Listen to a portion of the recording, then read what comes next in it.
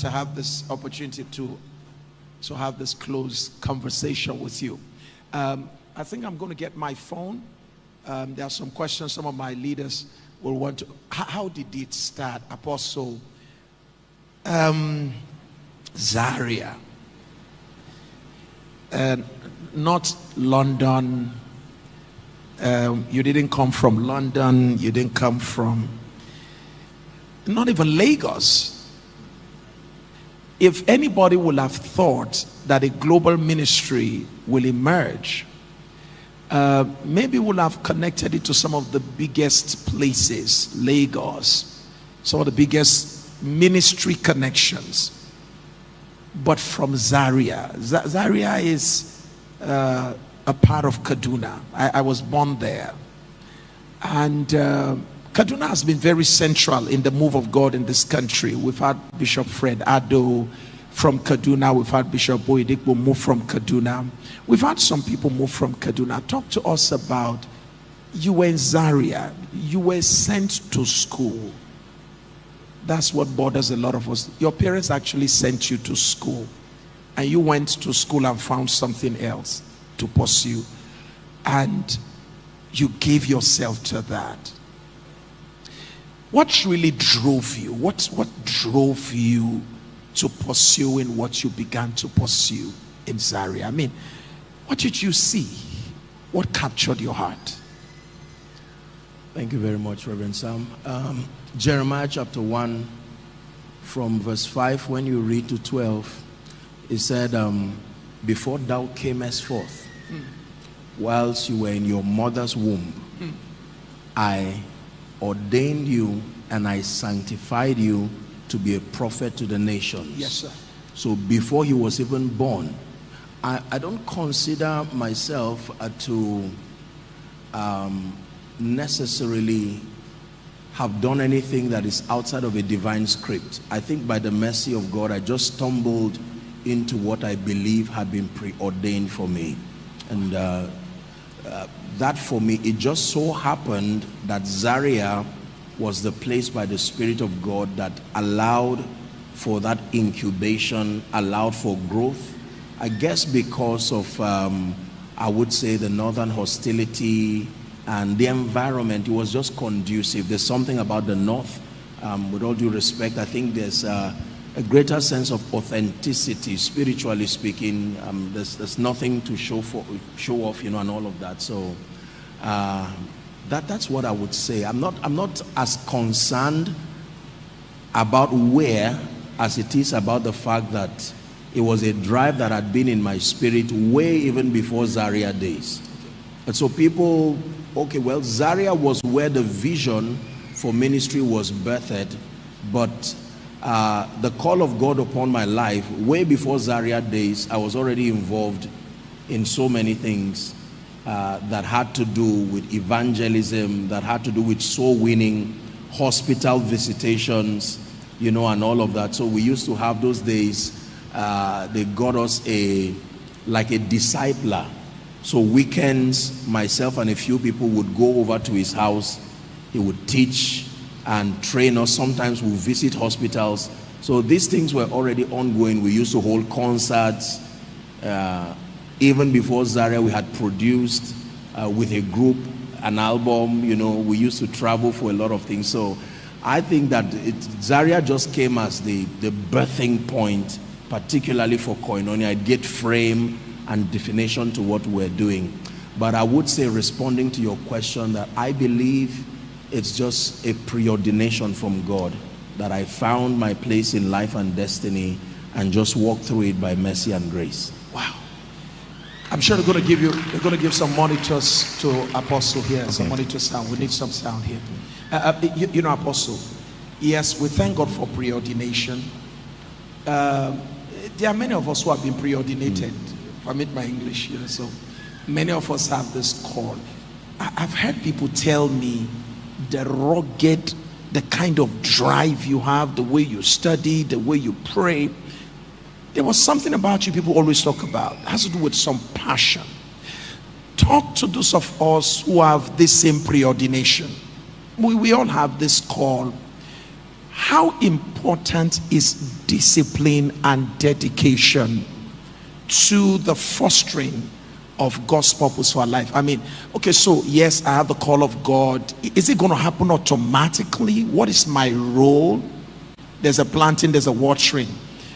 Speak to the issue of our role in making sure that what God has shown us. I can tell you things people have said that you did, and I was like, really? And you shared part of it yesterday. You will go to Renard Bonker's conference. You were not invited. You were not part of the committee. You get crashed. You got involved in pushing wheelchair. So talk to us about this, the place of drive, dedication, the place of discipline. Talk to us about that. In truth, it's a very uncomfortable conversation, but I think it's a very important one. I call it the God-man partnership, Reverend Sam. So God gives the vision, but there is always a role that we have to play in making prophecy manifest. And it's not just a straight line, it's a combination of many things, from prayer to study to diligence and so on and so forth. And I would not be sincere with you if I told you that all that happened was just the grace of God. Like Paul, I would say, I am what I am by the grace of God. But he said, this grace was not showered on me, in that I labored more than ye all. Yeah, so I will tell you a few things. The place of prayer, the discipline of prayer, consistent prayer, the discipline of learning the word. Remember those times, my money was largely spent, didn't have much of it, but it was spent buying books. I was always at the library getting books, Christian cassettes, and all of that. Then we used to have the rechargeable lantern, rechargeable lantern. I think it just came out. I remember I was so happy to have a torchlight that now had a place where you can slot in a cassette. So it was, and I explored across different ministries. You see, I didn't limit myself to just one ministry. In fact, the first time I encountered Benny Hinn, for an example, the video, yes, it was at a studio in Jos. We went to do something, and then I sat there for a moment. It was late into the night, and then I'm watching this man, and I'm seeing miracles on miracles, and I'm saying, who is this? Got the name, and the next thing, I got every material I could find. Every material. Didn't have much, but I could get everything. Everything I found, I devoured it. I learned. I used to go to cafes. They didn't have much, so I would spend a night vigil. There's what they call overnight browsing, and so that's what I would do. Some people know that. Oh, they do. So I would stay overnight and just browse, get this floppy disk and get materials, download materials, and then go back and study. I had a lot of Bibles, concordances. It was a huge sacrifice, but I would say the discipline of prayer, the discipline of study, and then the sheer determination to become all that I found from scripture that I could become. Everything God said I could become, I believed it. I really did. I believed it, and I learned early the responsibility dimension of becoming anything. So for me, I knew that my destiny was not in anybody's hands, and I needed to lay hold of it and to press to push. So I would say, in summary, these were some of the disciplines. Prayer, particularly the spiritual investments. We didn't have so much to do. I wasn't involved in so many extracurricular activities, movies and the rest. In fact, those times it was 0 movies, 0 visitations. They didn't have anything. You see, if it's not school, then it's just study, and that's it. And I think that, again, the growth was enhanced because there were people we were always teaching. Okay. So there were people, so as you build people, generally you answer questions and all of that. That helped to strengthen our convictions because they looked up to us in various ways, and so we needed to always be, at the cutting edge of what we believed God was doing. Wow. Yeah. You kept repeating, I didn't have much, but you were talking about buying books. You didn't have much. Reverend Sam, it was a lot of sacrifice. It came, I remember those days, so I used to have, there were no phones yet. So it was just phone booth, you know. You buy a card and then there were points where you slot it. So there was nothing like phones as we know it now. What I would do was to write on pieces of papers books that I would buy. I would set it as a goal and put that, so as people blessed me, opportunities came, you know, whatever money came my way, I would just head straight to a Christian bookstore just to get these materials to, you know, just edify myself. I was all about growth. I knew early enough, I think it was a book by, was it Bill Johnson, The Supernatural Power of a Transformed Mind. And I learned that if I invested in transforming my mentality like I taught earlier on, every other thing would come. So I wasn't particularly interested in things like wealth or fame or notoriety, as it was about growth. Growth for me was the focus, and I knew that if I contended for growth, every other thing that should come with growth will eventually, you know, follow through. So the power of focus. Yes, how important is, you seem very, very focused. You're very focused. My little interaction with you, you're very principled and you're very focused. How important is focus in the evolution of a leader, a pastor, whoever want to become? How important is focus? Reverend Sam, you cannot overestimate the power of focus. Focus is as powerful as vision. In fact, it is what drives vision until it fully delivers. It says, this one thing I do. There should always be one thing. There are many things, but there must be one thing. If a pilot is to fly to 3 cities, he would start with 1 city. The goal on paper would be 3 cities, but upon execution, it will be 1 place at a time. And vision is very powerful because focus, for instance, gives you the legitimacy to say no to many things. Wow. When you lack focus, you will not have the legitimacy to say no to so many things. So focus prunes your desires. It helps to aggregate your strength so that you invest it in achieving a common goal. And I think that honestly, it's at this point I can say it was the grace of God. The grace to be doggedly focused. And I think not knowing too many things can help a man to be focused. Wow. I think that the versatility of useless knowledge can distract your mind. Wow. This is one problem, particularly, you know, with the internet age. It provides so many information, so something is conflicting, something you are learning, somebody gives a health idea, another person is counteracting it, and eventually you don't know what to believe again. You see someone say eat eggs, someone say don't eat eggs, you will die. And then so once you know all of those things. So we didn't have so much access to knowledge. You needed to go for the knowledge you wanted. You get the idea. So it wasn't knowledge flashing at your face. You needed to look for it. So it gave you the liberty to look for useful knowledge, and it helped to guide, wow, you know, to guide the focus.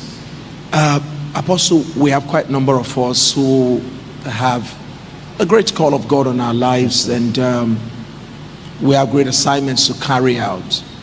But we've had mistakes, we've had missteps, we've taken wrong steps, taken wrong turns. And some are still wallowing in the memories of past failures, past disappointments. Like Moses, some have since run away.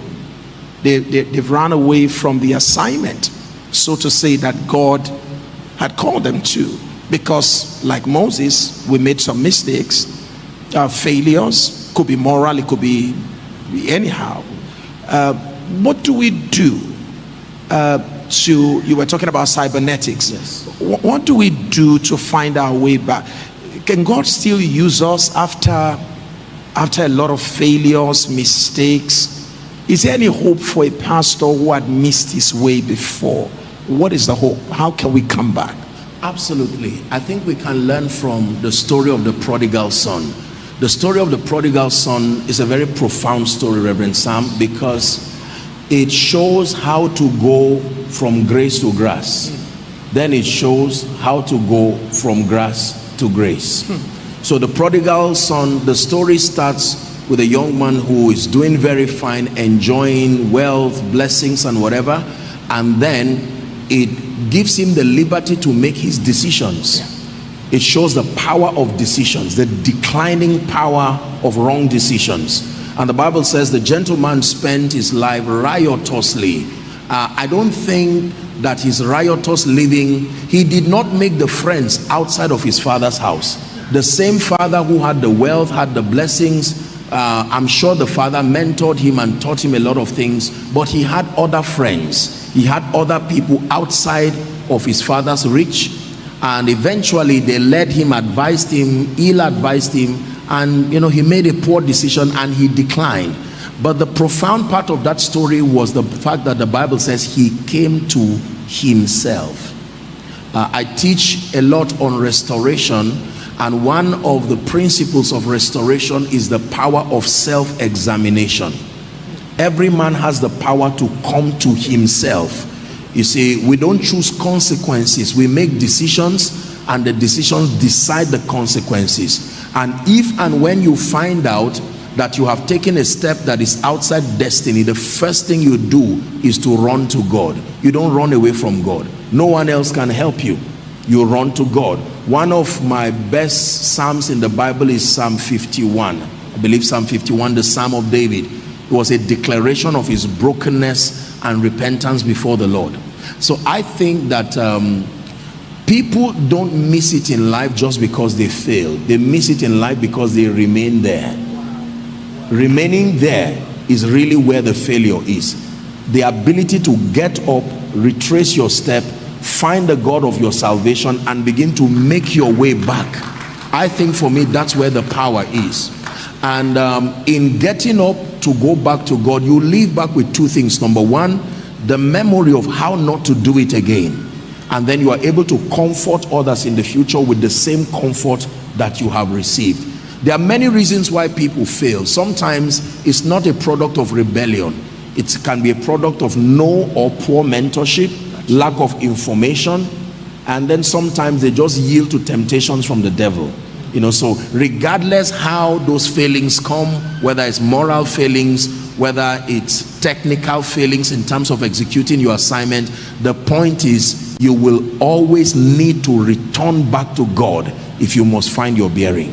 Wow. Can we put our hands together for that? You talk a lot about relationship, and I've seen you build relationship across. I've seen people in the corporate industry, business, governance. I've seen all kinds of people around you. You talk so well about the importance of building strategic relationship. Can we all please make welcome His Excellency, please? You're welcome, sir.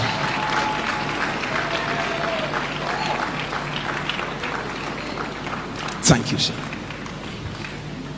So you talk about building strategic relationships, and like I said, I've seen around you, I've seen people who are business owners, CEOs.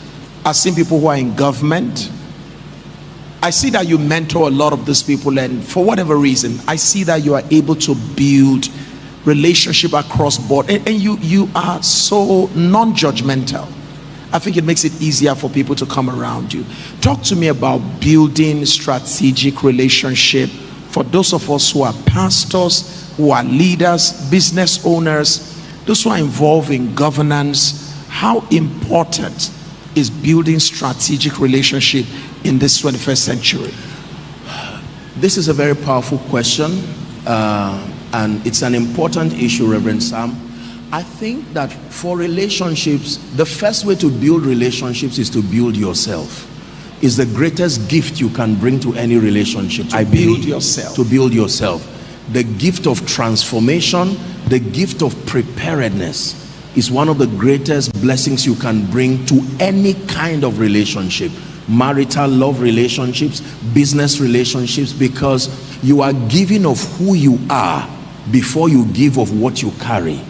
You see, so most people are not able to build relationships, not because they lack the technical know-how. They are not just good people. They've not. So when I talk of being valuable, there are two things I look at. Number one is being virtuous, a person of character. Then number two, having your technical or transactable skills. Okay. So in my world, when you say you are valuable, I don't look at your technical skills. I look at who you are in terms of your character first. Then I look at your transactable skill. One of the most visible expressions of God's glory in the Bible is his goodness.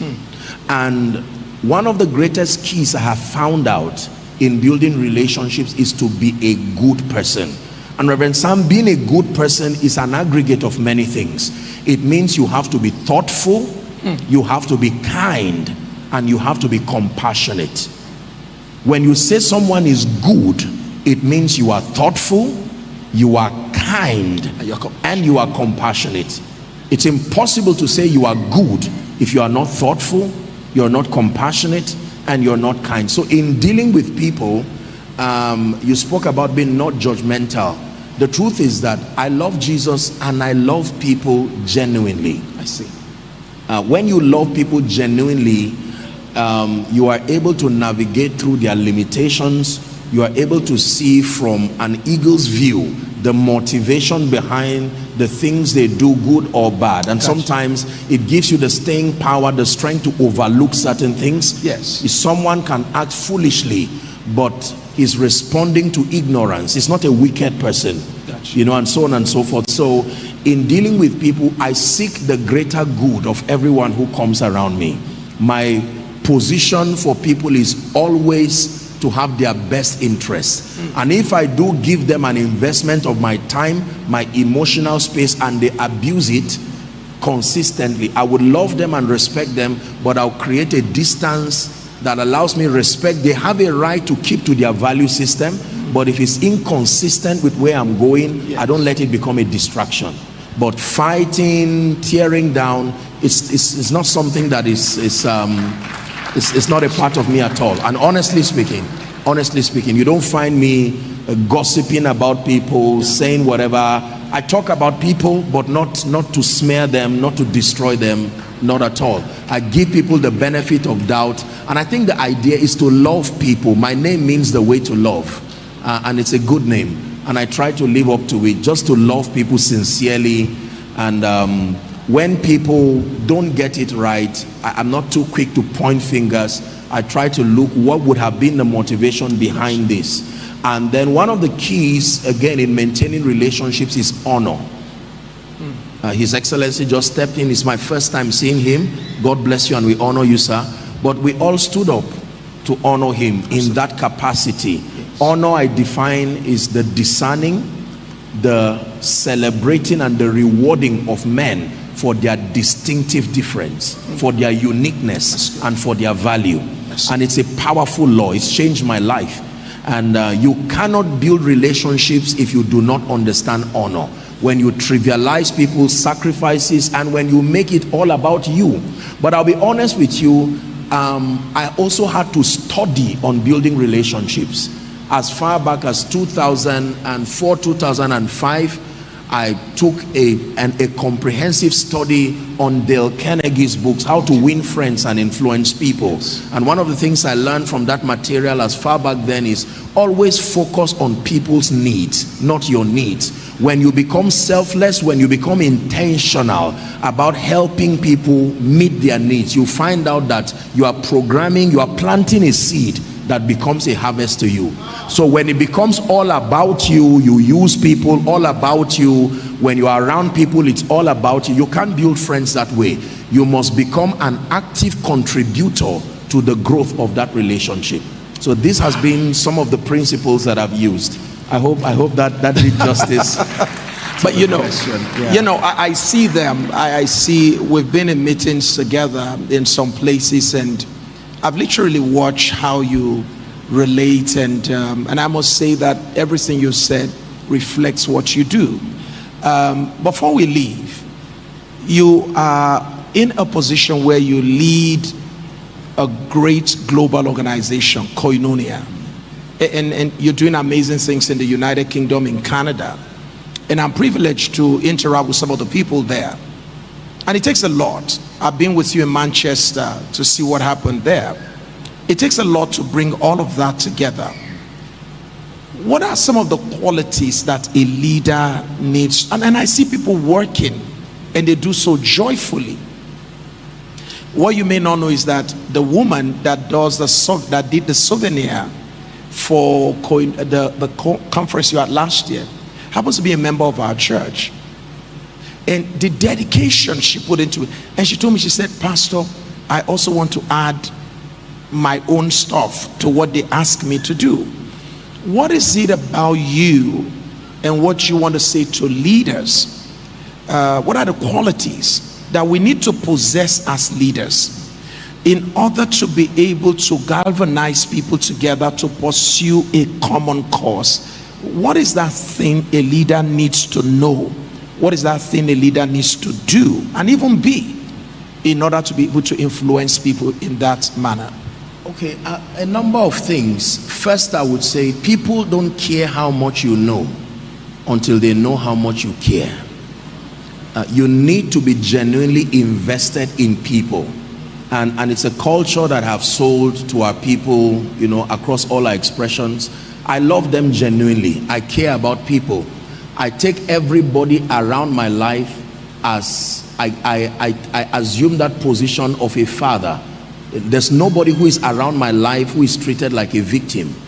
If I can take the risk to bring you close to my space, then I immediately become interested and invested in your destiny. So when people know that you genuinely care for them, yes, not just that you want to use them as tools to achieve a goal, when people know you want to use them, you will not have their loyalty, and the truth of the matter is that they will not give their best, because they know that you are only using them as the most available option at that time.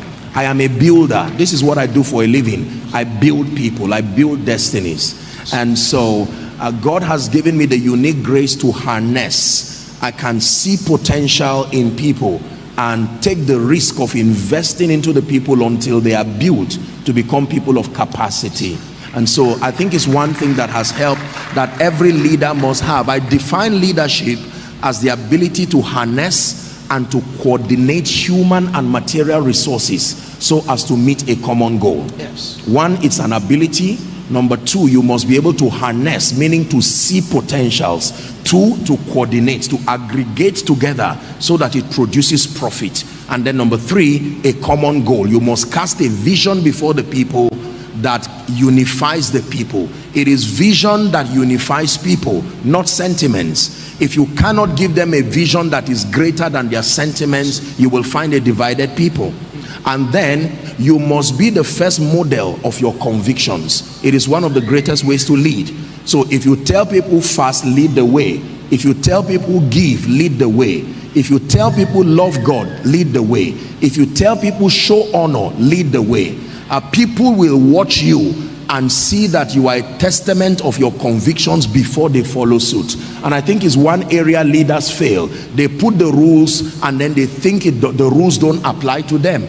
Every rule you put forth as a leader, it applies to you first. In fact, it should be stricter on you because you become the model for the people to follow. Wow. Okay. Thank you so much. You know, I'll still have to bring you another time again. I want to dig deep again into some other thoughts that I think can shape minds and help us develop quality leaders. Because imagine what will happen if we have more of Apostle Joshua Selmans across the country, and one is happening in Lagos, another one in Jos. Just imagine what will happen in this country. It is absolutely true that everything rises and falls on what? Leadership. Everything rises and falls on leadership. And from what Apostle have just shared with us, for all of you who are graduates, who are leaving here today, if there's something I wanted to take away from this conversation, he kept repeating, I care for the people. You cannot lead well if you are disconnected from the people you lead. By the way, is there leadership if you're not in relationship with the people? And how qualitative is your leadership if you don't care about the people that you seem to be given an opportunity to lead? So as we leave here today, I hope we all leave with the determination to provide care for the people that we lead. I love the construct in terms of his concept of what leadership is. First of all, it talks about your ability to be able to harness, all right, potentials, and you are able to use this potential to accomplish common goal. All right, those of you who are graduating, you know that we always define leadership as the ability to exercise special influence within a group in order to be able to move the people towards the accomplishment of a common goal. I hope that adds to your definition. Would you help me appreciate Apostle Selman? Thank you so much, sir. Thank you. Thank you so much.